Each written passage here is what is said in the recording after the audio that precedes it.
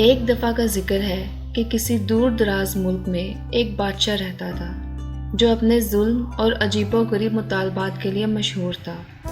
سلطنت کے لوگ اس سے تنگ آ چکے تھے، خاص طور پر اس کے حکیم اور مہربان وزیر سے۔ اس کے دور حکومت میں ملک خوشحال ہوا، لیکن بادشاہ کے غیر اخلاقی رویے نے ہر ایک کی زندگی کو مشکل بنا دیا تھا۔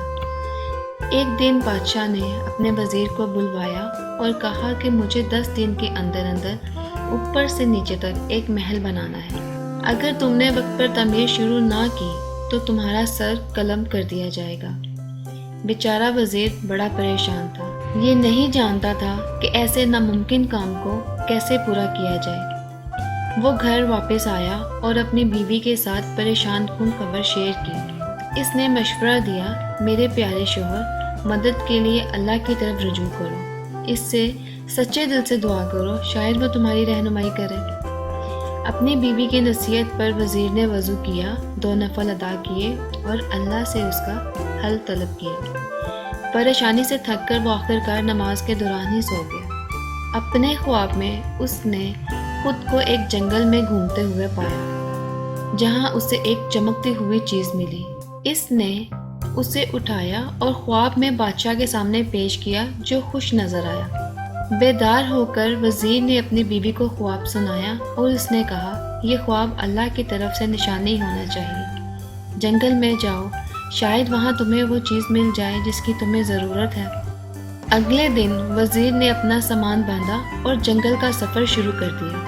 راستے میں اسے شکوک و شبہات کا سامنا کرنا پڑا اور تقریباً پیچھے ہٹ گیا، لیکن اس کے دل نے اسے آگے بڑھنے پر زور دیا۔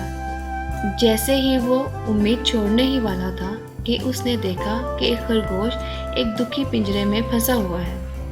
مخلوق کی تکلیف کو نظر انداز نہ کر سکا، اس نے ہمدردی کے ساتھ خرگوش کو آزاد کر دیا۔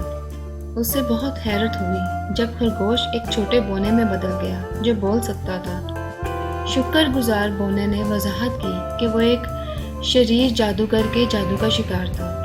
وزیر کی پریشانی سن کر بونے نے اس کی مدد کی اور اسے ایک غار کی طرف لے گیا۔ اندر ان کا سامنا ایک بوڑھے آدمی سے ہوا جو نماز میں گہرائی سے ڈوبا ہوا تھا۔ وزیر نے اسے سلام کیا اور اپنی پریشانی بتائی۔ سمجھدار بوڑھا گرم جوشی سے مسکرایا اور بولا، بیٹا ڈرو نہیں، اس کا حل ہے۔ اس کے بعد اس نے وزیر کو ایک طوطا دیا اور کہا کہ اس طوطے کو اپنے ساتھ لے جاؤ، یہ تمہاری تلاش میں مدد کرے گا۔ وزیر نے بوڑھے کا شکریہ ادا کیا اور اپنی بیوی کو شاندار ملاقات کے بارے میں بتانے کے لیے بے چین ہو کر گھر واپس آ گیا۔ وہ بھی بہت خوش ہوئی اور اسے ایک بار پھر بادشاہ کو ڈھونڈنے کی ترغیب دی۔